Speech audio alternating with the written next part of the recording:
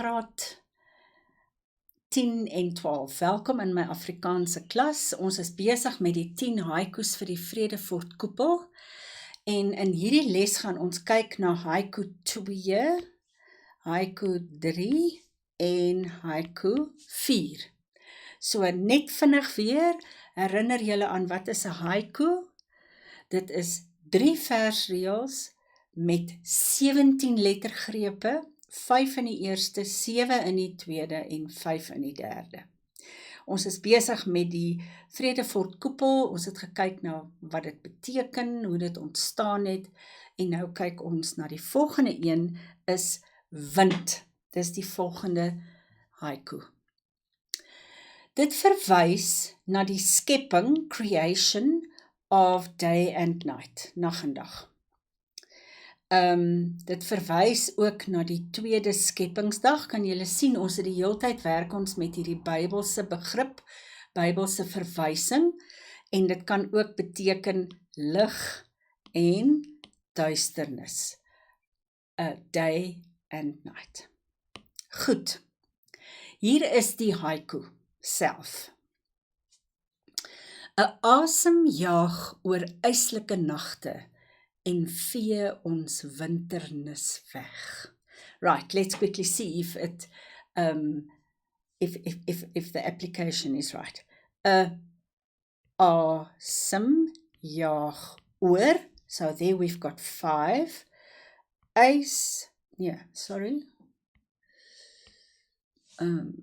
I've got it wrong there. Yslike nagte en vee, 1, 2, 3, 4, 5, 6, 7, ons winternis weg, 5. So yes, the format is perfect. Ek gaan gou vir julle 'n Engelse vertaling lees. A breath races over icy nights and sweeps away our winter. Goed. Wat nou interessant is dat hulle sê, after the collision, na die botsing, was daar 'n yskoue wind wat oor die donker aarde gewaai het. Can you imagine the impact of that big rock, the size of Table Mountain, and all the dust and debris that would have been released by that, I in a way want to say explosion. That's why it was dark, because the sun was blocked. And that's why he talks about the very cold wind that blew over earth in that time, after the explosion. Goed.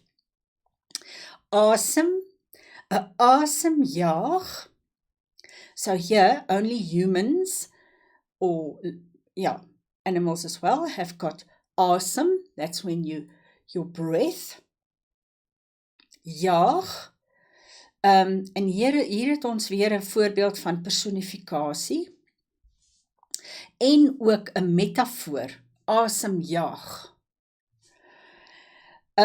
Jaag verwys na 'n sterk wind of iets wat baie vinnig is, soos 'n stormwind.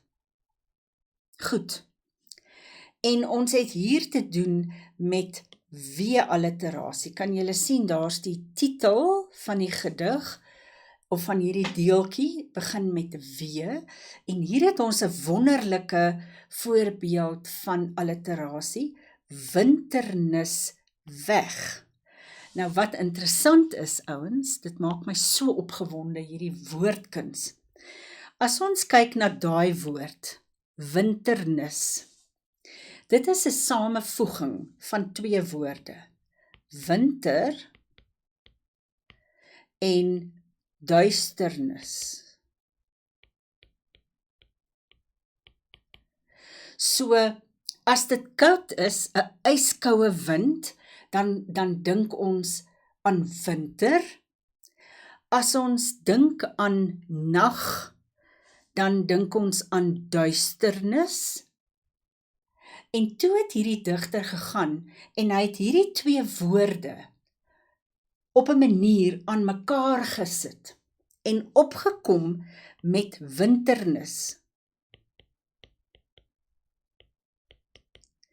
Nou dit is 'n voorbeeld van, daar's die Afrikaanse woord daarvoor is 'n nuutskepping. So it's something that was created when he wrote this little poem. In Engels praat ons, of die ander term is neologisme. So it's a new word that was created. And that is just so amazing if you think about Afrikaans, how it's just keep on evolving and developing. Makes me very excited. Goed, so hier het ons ook te doen met woordspeling. Nou dis baie interessant. As jy kyk na die woord eislike, the literal meaning, die letterlike betekenis, is dit is baie groot. Dit was 'n eislike rots wat in die aarde ingeploeg het. Dit was 'n eislike vragmotor wat 10 motors op sy rug gedra het, geabai het. So letterlik groot. As ons praat van denotatief, eislik, ys, baie koud. Nou, so hier het ons dan ook 'n metafoor wat praat van eislike nagte.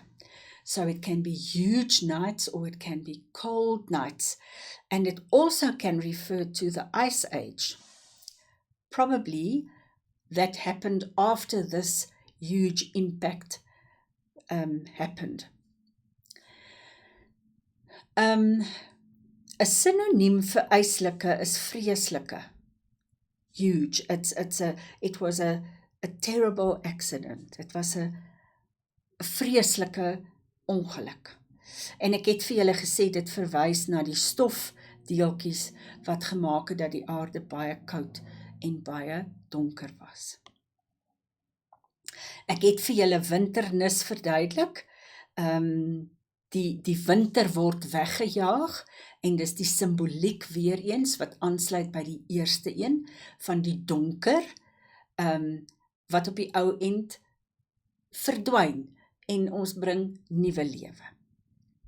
Goed, so dit was die tweede haiku. Kom ons kyk na nommer 3. Hier gaan dit oor water. Kom ek lees dit vir julle.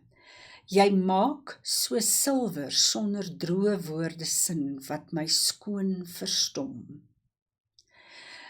Die vertaling is, without a dry word, you make such silver sense leaving me speechless.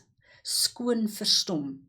Nou hier het ons vreeslike alliterasie, julle kan sien, daar's 'n S, sin, skoon, verstom, en dit illustreer of boots vloeiende water na, die kabbelende water wat oor die rotse gaan. En ons weet, water is gelyk aan lewe.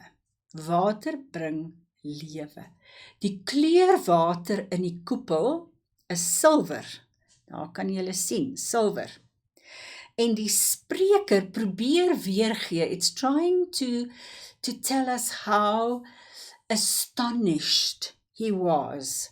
Hy is sprakeloos oor die kennis wat die water deur miljoene jare deel.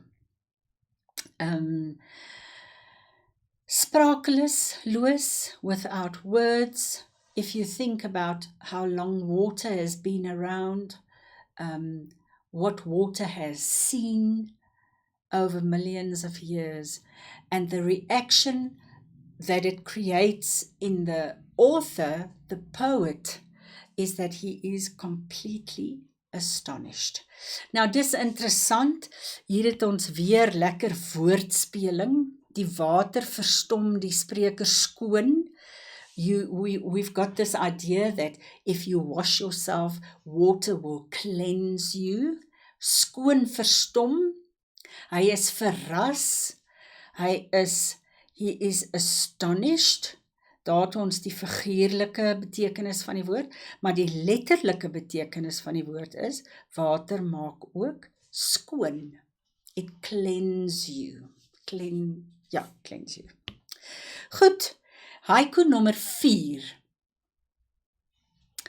Beskryf die grond, the soil, or the ground where it happened. Kom ek lees hom vir julle. Hierdie haiku beskryf die holte in die grond. As julle nou terugdink aan daai eerste foto, daar was letterlik so 'n holte wat gevorm het. Vang reën en son in die bakkant van jou lyf, waar lewe kliphard klop. Hoe ongelooflik. Hierdie holte, this hollow catches rain and sun as if the hands are forming this bakkant van jou lyf, waar lewe, life, kliphard klop. Now, please look, we know that the format is working. Kom ons check net gou. Vang reën en son in, there's 5. Die bakhand van jou lyf waar, there's 7. Lewe, kliphard klop, there's 5. So we know the format is correct. Hierdie klip en klop, weer eens, alliterasie, nee, julle weet wat alliterasie is, maar dit is ook klanknabootsing, klip, hard, klop, klip, soos 'n hart wat klop. Nou, kyk net hoe interessant is dit. 'n klip, hier's 'n woordspeling, ek dink ek het dit hier, maar nietemin, klip, hard. Now, kliphard is an intensive form of the word hard. It's rock hard. Nee? Maar hy verander dit toe na 'n T. That means heart.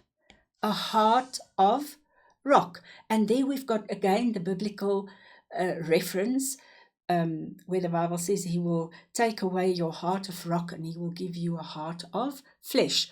Very, very interesting what the poet is doing here. Goed, bakkant verwys na die holte in die grond wat veroorsaak is deur die meteoriet. But what is the connotation when people stand like this? They are begging. So as jy bakkant staan, it's an idiomatic expression to say you are standing with your hands, you are always begging, you are always pleading poverty. So dis die ander betekenis van die woord bakkant. Dis ook die holte waarin die reën val en waarin die son skyn en ons weet wat kry ons as ons water en son het en plante, dan kom daar nuwe lewe. En dis wat ons al van die begin af gesê het. So hier is ook 'n interessante metafoor. Dit lyk nie net soos 'n bakkant nie, maar dit is die bakkant. En dan is dit ook 'n personifikasie. Hierdie hele ding van mense staan bakkant en dit is dan ook die personifikasie wat hier plaasvind. Kom ons het gepraat oor die woordspeling, die kliphard, die hart van klip. Dit kan ook wees, mense se harte kan so verhard raak. As ons terugdink aan wat ons aan die begin gesê het, ontwikkeling teenoor bewaring, baie mense se harte kan so hardvochtig raak as hulle in armoede sit en hulle wil graag hulle lewe verbeter. So baie keer vergeet mense dan van bewaring. Want wat is die belangrikste? ek moet kan eet, ek moet vir my gesin kan sorg. So dis daai hele woordspeling en dubbele betekenis wat die goed het. Ons het hieroor gepraat, julle weet wat ek daarmee bedoel het. En dan is die letterlike betekenis van hierdie hart, is dat dit die hart van die koepel is, waar nuwe lewe is. Die hart is 'n simbool van lewe. So dis 'n nuwe lewe, maar dit is ook letterlik baie hard. Goed, ek hoop dit help jou om so 'n bietjie meer te verstaan. Tot volgende keer.